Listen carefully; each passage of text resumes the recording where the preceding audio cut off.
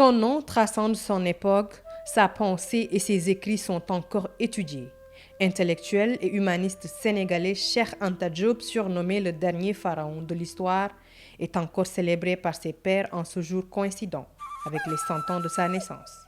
Étant l'un des pionniers de la civilisation noire, sa pensée sur l'égyptologie sera l'objet d'études de plusieurs savants réunis à Dakar à cette occasion. Mais quand on parle d'Afrique, berceau de l'humanité, quand on parle de l'antériorité de la civilisation noire sur toutes les autres civilisations, quand on parle de ces grandes découvertes qui ont été faites d'abord en Afrique avant que d'autres puissent bomber le torse par rapport à celles qui ont été enregistrées dans leur propre pays, bien entendu, ça nous renvoie également à l'égyptologie qui a été portée de la meilleure des manières par Cheikh Anta Diop.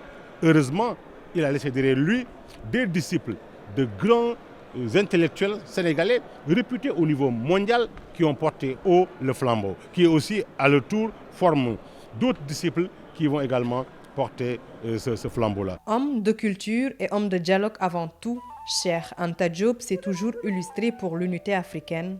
Pour ce grand savant célébré aujourd'hui, cette unité est la voie de survie de ce peuple. Son intérêt pour l'Égypte n'était donc pas motivé par le souci d'embellir le passé, mais par l'exigence théorique d'une refondation des sciences d'une part, et d'autre part par la nécessité de penser à nouveau la question de l'unité africaine.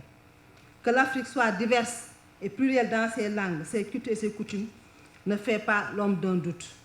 Mais cette grande diversité doit être reconduite à la même source historique en vue de fonder un nouveau programme politique pour l'unité africaine était tout aussi une évidence pour lui. L'homme a beaucoup écrit, il a beaucoup participé à la reconstruction de l'histoire africaine. C'est pourquoi, selon le ministre de la Culture, l'œuvre de Cheikh doit être étudiée, surtout dans les écoles. La véritable histoire du Sénégal est l'enseignement.